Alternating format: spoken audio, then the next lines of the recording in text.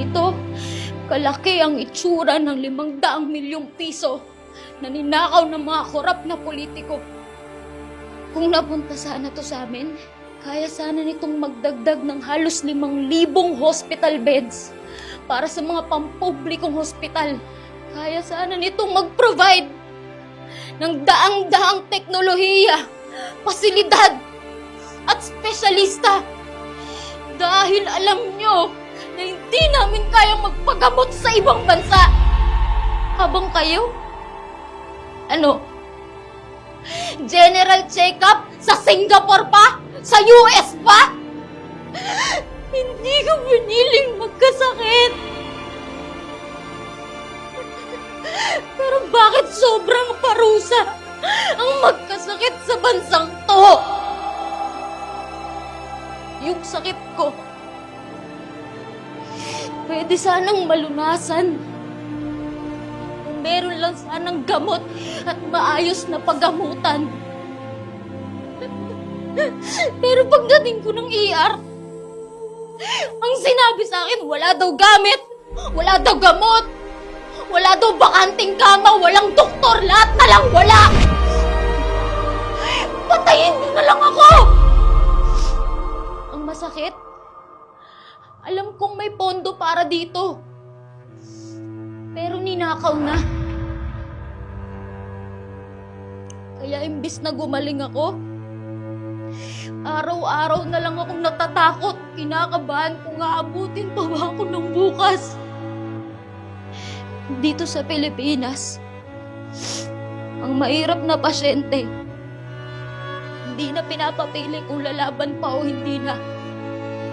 Kasi madalas, wala na talaga kaming laban.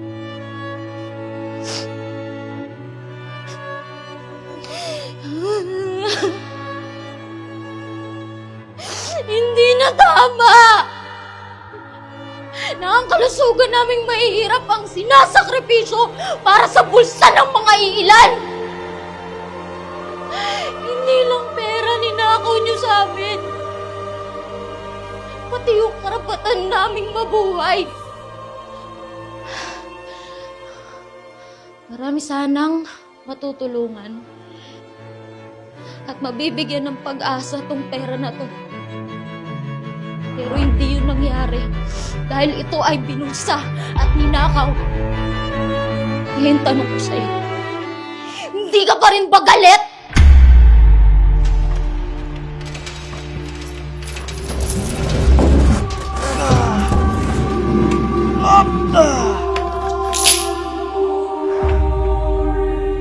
Ganito ang itsura ng 1 bilyong piso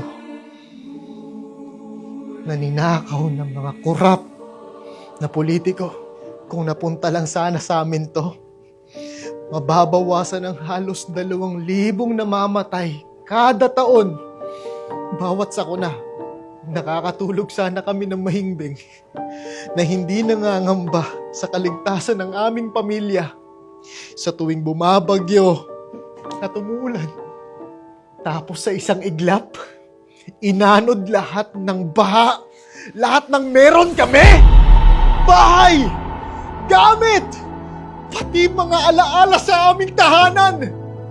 At ang pinakamasakit, hindi bagyo yung sumira sa amin, kundi yung korupsyon.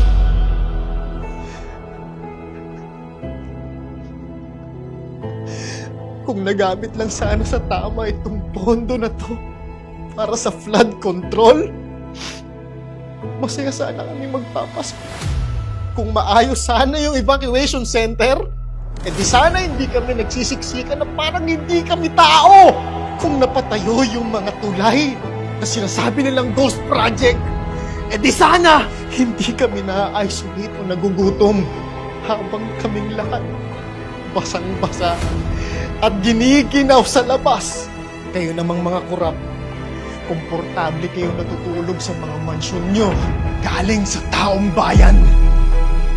Oo, bagyo nagdala ng baha sa lugar namin. Pero ang tunay na sumira sa buhay namin ay ang kasakiman! Na hanggang ngayon, umiiral sa ating bansa. Pero hindi pa huli ang lahat. Sana may natitira pang kahit konti na kaluluwa sa mga taong nakaupo sa gobyerno. Patuloy pa rin kaming umaasa na sambayan ng Pilipino na sa hinaharap magkakaroon tayo ng pagbabago.